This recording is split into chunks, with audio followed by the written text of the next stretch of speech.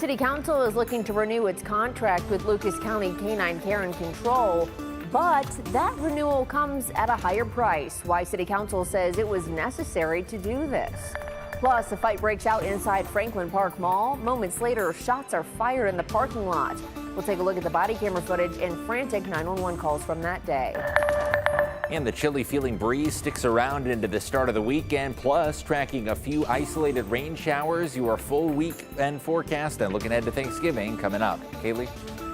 Welcome into WTOL 11 News on Plus. I'm Kaylee Marentet. Thanks for joining us on this Thursday night. Let's take a look at your top stories. There are new developments in the ongoing negotiations between Washington local schools and the teachers union. A spokesperson for the WLS Teachers Association says they could take a vote of no confidence in the board as early as next Tuesday. Contract talks between the union and the district started in March, and there's still no deal. The union spokesperson says the board went into executive session last night to discuss the Teachers Association's latest proposal. The city of Toledo is now on board to renew a contract with Lucas County and Toledo Police when it comes to vicious dogs in the city. But this wasn't the case just a few days ago. Silver Barker has the details.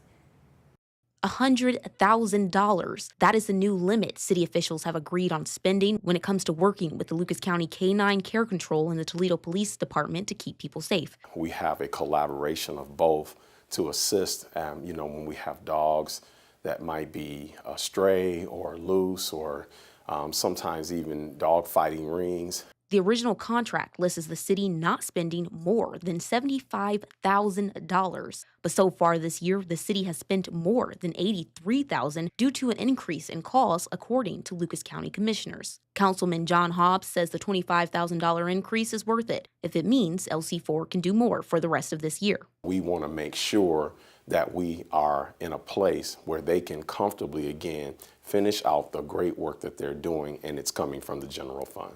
Coming from the general fund means taxpayers will not have to pay more for this price jump. While the current contract has been amended to the new amount, the city also wants to continue this for next year. The cost of the care that they have to give the animals is increasing. They probably will need more, so we're able to make that amendment for that. Now, Hobbs says the city has to sort out when a person should call LC4 versus when they should call the Humane Society, a frustration and not so clear line for many council members. My frustration is that it's the left hand not knowing what the right hand doing, and intermunicipalities having these agreements that no one follows through with. When is it your responsibility for LC4, and when is it Humane Society? If it's something the Humane Society is to do, we don't want to be in their way. If it's something that we're supposed to be doing, we're making sure we're upholding our end of it between Toledo Police Department and LC4. New tonight, we're hearing the 911 calls made to police after a fight broke out inside the Franklin Park Mall. The fight then made its way outside where shots were fired in the parking lot. So there's one still in the store? Yeah. Oh, there's gunshots outside my parking lot. Oh, Jesus. How many gunshots? I heard 3 or 5. This happened on November 8th. According to Toledo Police, officers were called to the mall for a report of an active shooter. Before police arrived, the mall was put into lockdown. A SWAT team arrived and went through the building. Police say several cars were hit by bullets, and thankfully no one was injured. Toledo Police say while on their way to the mall, officers were told the suspected shooters already took off. Newly released body camera footage shows officers finding the suspects. Show me your hands! Hands now! Hands now! Don't move! Back up! Handcuff, go ahead. Handcuff. Handcuff, you're good. You're fine. Don't move. Where's the driver? The body camera video shows officers responding to a gas station. They can be heard asking at least 2 suspects to get out of the car and not to move. According to police, at least 1 person was taken into custody. It's not clear if any charges will be filed. A newly signed Ohio executive order will allow state colleges and universities to pay student athletes for their use of their name, image, and likeness. This executive order comes as the NCAA and several athletic conferences entered an agreement allowing post-secondary institutions to directly pay student athletes. With the governor's executive order, institutions can offer compensation, but they are not allowed to use money that was allocated by the state. Bowling Green State University has become the first university in the United States to accept mobile IDs for age verification. According to the university, vendors at athletic events can now accept mobile IDs, including IDs in Apple Wallet. BGSU officials say this will help reduce wait times at concessions. This new feature is part of the university's continued effort to adopt cutting-edge technology on campus. We want to be the leader in implementing technologies, identifying new technologies, and being somewhat of a test case for how you can do it and effectively enhance our consumer experience across all of our different points of sale across our university. BGSU Athletics already uses mobile wallet technology through an all-in-one pass for ticket management at sporting events. A student is continuing a mission to collect toys, and those toys go to kids in the hospital this holiday season. Caden Laney has organized toys for tiny heroes for the last 6 years. He has spent holidays in the hospital because of a congenital heart defect. So he wants to help create a sense of normalcy and joy. He's collected more than 10,000 toys over the past 3 years, for 3 hospitals, and has a big goal this year. Me personally, I'm looking for I'm not looking for but I'm hoping. The hope is to have a total of about 3,000 toys. Caden's high school TPS Pre-Med and Health Science Academy is one of the few drop-off locations. To see the full list, check out the story on WTOL.com. The collection drive ends December 10th. WTOL 11 is also looking to collect some toys during our Gift of Joy toy drive. You can help bring holiday cheer to kids in Lucas County foster care. The drive runs through December 20th. Here's how you can help. Just drop off a new unwrapped toy or gift to any of the locations posted on our website. Children's Services for the county say they need things for all ages, but especially babies 3 and younger and teens. You can help us bring joy this holiday season. Text the word joy to 419-248-1100 for a list of all the drop-off spots and information on how to order online and click it, ship it, and gift it. With the chilly weather and first snowfall of the season today, you probably broke out your winter coat and maybe gloves. For some, it's a challenge to stay warm, though. Megan Hartnett shows us how a few organizations came together to make sure people have winter weather essentials. As the first snowflakes of the season fell, people lined up outside the doors of a Central Toledo Medical Center waiting for a winter coat. To bring my grandkids, to get them help get some coats for their moms. Their moms work hard, but she needs a little help. Trying to make things happen for our children, our grandchildren. The drive was a collaborative effort from a number of organizations, including Open Arms Transformation Living, the Toledo Lucas County Health Department, and Mercy Health. We see a need for it in our community. We wanted to make sure we had a place for people to come get coats, hats, gloves, some hygiene products, some food, hopefully get them through the season and then through the next couple of weeks. But organizers didn't expect to see a line wrapping around the hallway and out the door of people hoping to get a winter coat. I don't think I quite anticipated how much people are truly do need things like this. So I think we were a little bit surprised with the number actually. Getting coats, gloves, and even food can be difficult for some, especially for people with young kids who are constantly growing just as much as prices are. Every year different sizes, and they cost. Every year they go up. But the coats aren't the only source of warmth for those who showed up. For Chrissy Hawkins, having a sense of community during hard times is helpful. It feels good because sometimes it can, it can feel embarrassing, that you can't afford to do for yourself. And so this really makes you feel welcome.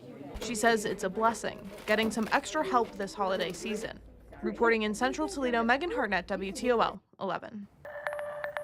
Your grocery bill this Thanksgiving could be the lowest it's been in years. Prices on some household staples have leveled off. CBS News shows prices for soft drinks, bacon, bread, cheddar cheese, and milk are all down. This year, it'll also cost you about $1.40 per pound for a turkey, which is 16% less than last year and the lowest it's been in 5 years. One Northeast Ohio grocery chain says it expects to sell 500,000 pounds of turkey this Thanksgiving. For the first time in a couple of years, we're really seeing prices remain steady versus last year, which is great. One way to save is to buy private label store brands, and for side dishes, you can save by buying frozen veggies. Experts also say you should consider whether it's cheaper to make desserts or just buy them. A food pantry is doing what it can to help those in need in the community. The Grand Lodge Food Pantry gave out 165 Thanksgiving dinners today. The meals included turkey, vegetables, dessert, and more. The pantry gives out food on the third Thursday of every month, and members say this is always the biggest day of the year. I got here at 7:20 this morning, and there was already 10 people in line, and we don't start giving away until 11:30. So it just warms your heart to know that I'm able to help families at least add to whatever they have. So they're getting the turkey all the way down to a dessert. They got pie too. In order to get a meal, you have to be 18 years or older and have a valid state ID. You can text the word meal to 419-248-1100 for a list of free Thanksgiving meals in the area. And if you lead an organization that's giving out free meals, text your information to that number and we'll add it to our list. The Toledo Zoo is getting ready to flip the switch, and we're helping kick off the Lights Before Christmas at the Toledo Zoo tomorrow. We'll be bringing you the tree lighting and all the sights and sounds, the carolers, Santa, and delicious food live right here on WTOL 11. Our coverage starts tomorrow at 5 p.m. The Lights Before Christmas will run until December 31st. You can head to our website for more information on how you can reserve a ticket. John?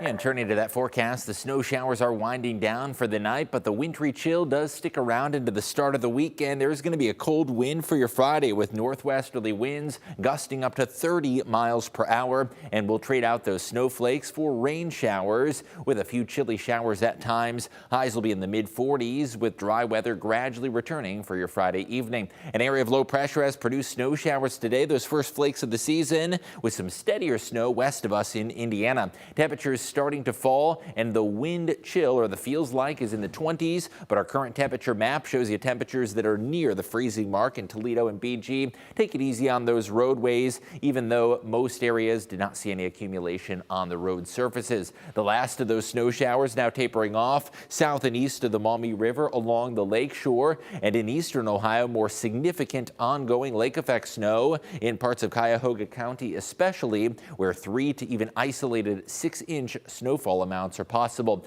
Closer to home, a few lingering flurries in parts of Ottawa and Sandusky counties, but for the most part, the snow is done for the night, with steadier bands of snow west of us in Indiana as well. Let's set the hour-by-hour forecast clock into motion. Dry weather briefly returns this evening and tonight. There is the chance for a few rain showers heading into your Friday with a chillier feel. If you're thinking Toledo Zoo Lights Before Christmas, it is going to be a brisk, chilly feel. High temperatures are only going to be in the 40s, and those rain showers are going to be wrapping up just in time for zoo lights. If you're making weekend plans, Saturday morning for the BG Holiday Parade is going to be a little bit cool. Highs will be in the 40s both weekend days. A flurry or a sprinkle can't be entirely ruled out into the start of the weekend, but I am expecting milder and dry weather to wrap things up for the weekend. What about the holiday? If you're making early holiday travel plans, dry weather is expected at least for those peak travel days of Tuesday and Wednesday, heading into the Thanksgiving holiday. Here's a look at that travel forecast. Mainly cloudy skies both of those days. No travel issues. Highs will be in the mid to low 40s, so certainly on the cooler side, but nothing falling from the sky Tuesday and Wednesday, although Thanksgiving itself could come along with a colder feel and rain and snow showers. Weather impacts ahead. It is going to be a rainy day with that gusty northwest wind at times for your Friday. Showers are going to be winding down by Friday evening, so dry for those dinner plans